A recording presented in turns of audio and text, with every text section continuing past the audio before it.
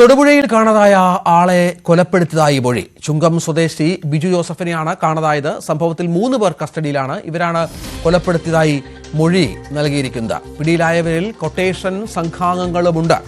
PA Sagar വിവരങ്ങൾ പങ്കുവെക്കും. സാഗർ, ഇതിന്റെ ഒരു പശ്ചാത്തലം എന്താണ്? ബിസിനസ് പങ്കാളി നൽകിയ കൊട്ടേഷനാണ് എന്നാണോ മനസ്സിലാക്കേണ്ടത്? രഞ്ജിത്ത്, ഇന്നലെയാണ് തൊടുപുഴ ചുങ്കം സ്വദേശിയായ ബിജു ജോസഫിന് ഇന്നലെ രാവിലെ മുതലാണ് കാണാതായത്.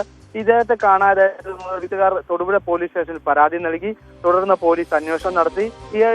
ഈ ബിജുവിന് വേണ്ടിയിട്ടുള്ള പോലീസ് അന്വേഷണം നടത്തുന്നതിനിടയിൽ എറണാകുളം സ്വദേശിയായ ഒരു കാപ്പ കേസിൽപ്പെട്ട ഒരാളെ തൊടുപുഴയിൽ നിന്ന് പോലീസ് പിടികൂടി. തുടർന്ന് നടന്ന ചോദ്യം ചെയ്യലാണ്, ഈ കാപ്പ കേസ് പ്രതിയെ നടത്തിയ ചോദ്യം ചെയ്യലാണ് ഈ ബിജു ജോസഫിനെ കൊലപ്പെടുത്തി ഗോഡൌണിൽ, തൊടുപുഴയ്ക്ക് അടുത്തുള്ള ഗോഡൌണിൽ ഇയാളുടെ മൃതദേഹം ഒളിപ്പിച്ചതായി ഇയാൾ മൊഴി നൽകിയത്.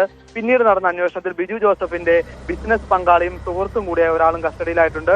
കൂടാതെ ഈ ആദ്യം പിടിയിലായ കാപ്പ കേസിലെ പ്രതിയുടെ കൂടെ ഉണ്ടായിരുന്ന മറ്റൊരു കൊട്ടേഷൻ സംഘാംഗത്തെയും പോലീസ് പിടികൂടി. ഇവരെ എല്ലാം 3 പേരെയും നടത്തിയ ചോദ്യം ചെയ്യലാണ് ബിജുവിനെ കൊന്നു കുഴിച്ചു മൂടിയെന്ന തരത്തിലുള്ള മൊഴി ഇവർ പോലീസിന് നൽകിയിരിക്കുന്നത്.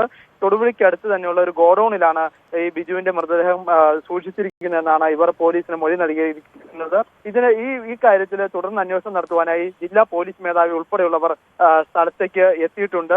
ഈ എറണാകുളത്ത് നിന്നുള്ള കാപ്പ ചുമത്തിയ പ്രതിയെ പിടികൂടുന്നതിനുള്ള ഇടയിലാണ് മറ്റു 3 പേരെ കൂടി പോലീസ് കാണുന്നത്. പിന്നീട് നടത്തിയ ചോദ്യം ചെയ്യലാണ് ഇവർ ഈ കാര്യങ്ങൾ, കഴിഞ്ഞ ദിവസം ബിജുവിനെ തട്ടിക്കൊണ്ടുപോയി എന്നുൾപ്പെടെയുള്ള കാര്യങ്ങൾ പോലീസിനോട് പറയുന്നത്. ഇവർ പറഞ്ഞ മൊഴി സത്യമാണോ എന്ന് അറിയുവാൻ വേണ്ടി പോലീസ് തുടർന്ന് ഈ ഗോഡൌൺ തുറന്ന് പരിശോധന നടത്തേണ്ടതുണ്ട്. അതിനുവേണ്ടി ഫോറൻസിക് വിദഗ്ധർ അടക്കം സ്ഥലത്തെത്തിയിട്ടുണ്ട്. ജില്ലാ പോലീസ് മേധാവി അല്പസമയത്തിനകം തന്നെ ഇവിടേക്ക് എത്തും. തുടർന്നാകും ഈ ഗോഡൌൺ തുറന്ന് പരിശോധിക്കുക. ഇവിടെ ഗോഡൌണിൽ ഒളിപ്പിച്ചോ അതോ മറ്റെന്തെങ്കിലും കാര്യങ്ങളുണ്ടോ, എല്ലാ കാര്യത്തിലും തന്നെ പോലീസ് പരിശോധിക്കേണ്ടതുണ്ട്. എന്തായാലും ഫോറൻസിക് സംഘത്തിന്റെ സഹായത്തോടുകൂടി മൃതദേഹം ഉണ്ടെന്ന് പറയുന്ന സ്ഥലത്ത് വിശദമായി തന്നെ പരിശോധന നടത്തുവാനാണ് ഇപ്പോൾ അന്വേഷണ സംഘത്തിന്റെ തീരുമാനം. ഈ പോലീസിന്റെ കസ്റ്റഡിയിലുള്ളവർ കൊട്ടേഷൻ സംഘത്തിൽ ഉൾപ്പെട്ടവരാണ് എന്നുള്ളത് ഒരു പ്രധാനപ്പെട്ട കാര്യമാണ്. അതുകൊണ്ട് തന്നെ ഈ കൊട്ടേഷന്റെ ഭാഗമായി നടന്ന കൊലപാതകമാണോ എന്നുൾപ്പെടെയുള്ള കാര്യങ്ങളെല്ലാം തന്നെ അന്വേഷിക്കേണ്ടതുണ്ട്. ഈ ബിജുവിന്റെ ബിസിനസ് പങ്കാളിയും സുഹൃത്തും കൂടിയ ആളാണ് ഇതിൽ പ്രധാനി എന്നാണ് പോലീസ് നിലവിൽ ഇപ്പോൾ നമ്മോട് പങ്കുവയ്ക്കുന്ന വിവരം. ഇക്കാര്യത്തിലെല്ലാം തന്നെ വിശദമായ അന്വേഷണം നടത്തേണ്ടതുണ്ട്. അല്പസമയത്തിനകം തന്നെ ജില്ലാ പോലീസ് മേധാവി സ്ഥലത്തേക്ക് എത്തും. തുടർന്നാവും കാര്യങ്ങൾ വിശദീകരിക്കുക. രഞ്ജിത്ത്, ഇപ്പോൾ സാഗർ ഗോഡൌൺ തുറന്നുള്ള പരിശോധന പുരോഗമിക്കുന്നുവെന്നാണ് ലഭിക്കുന്ന വിവരം. ഏതായാലും ഇത് ഒരു ബിസിനസ് തർക്കമാണ്. തുടർന്ന് കൊട്ടേഷൻ സംഘത്തിന് കൊലപാതകം ഏൽപ്പിക്കുന്നു, അതവർ സാധിക്കുന്നു. അതിനുശേഷം ഈ ഗോഡൌണിൽ മറവ് ചെയ്യുന്നു മൃതദേഹം, അതിനുശേഷം കോൺക്രീറ്റ് ചെയ്യുന്നു. അങ്ങനെ നമ്മൾ ഈ സിനിമകളിലൊക്കെ കാണുന്ന സിനിമയിലൊക്കെ കാണുന്നത് പോലെയുള്ള ഒരു സംഗതിയിലേക്ക് കാര്യങ്ങൾ എത്തി എന്നല്ലേ മനസ്സിലാക്കേണ്ടത്? ഏതാണ്ട് അതുമായി ബന്ധപ്പെട്ട തെളിവുകൾ പോലീസിന് ലഭ്യമായി എന്ന് തന്നെയാണോ? തീർച്ചയായും അക്കാര്യത്തിൽ തന്നെയാണ് രഞ്ജിത്ത് പറഞ്ഞതുപോലെ തന്നെയുള്ള കാര്യങ്ങളാണ് ഇതിൽ മനസ്സിലാവുന്നത്. സിനിമ മോഡൽ അല്ലെങ്കിൽ ആ ഒരു രീതിയിൽ തന്നെയാണ് ഈ കൊലപാതകം എന്ന് വേണം നമുക്ക് പ്രാഥമിക ഘട്ടത്തിൽ മനസ്സിലാക്കുവാൻ. ഇന്നലെ പോലീസ് യാദൃശ്ചികമായാണ് ഈ എറണാകുളത്തുള്ള ഒരു കാപ്പ കേസ് പ്രതിയെ തിരഞ്ഞ് തൊടുപുഴയിൽ എത്തുന്നത്. ഇയാളെ ആദ്യം പിടികൂടി. തുടർന്ന് ഇയാൾ നൽകിയ മൊഴി അനുസരിച്ചാണ് മറ്റ് 2 പേരെയും കൂടി പിടികൂടുന്നത്. ഇവരാണ് ഈ ഗോഡൌണിൽ ഇയാളുടെ മൃതദേഹം, ഈ ബിജുവിന്റെ മൃതദേഹം കൊലപ്പെടുത്തിയ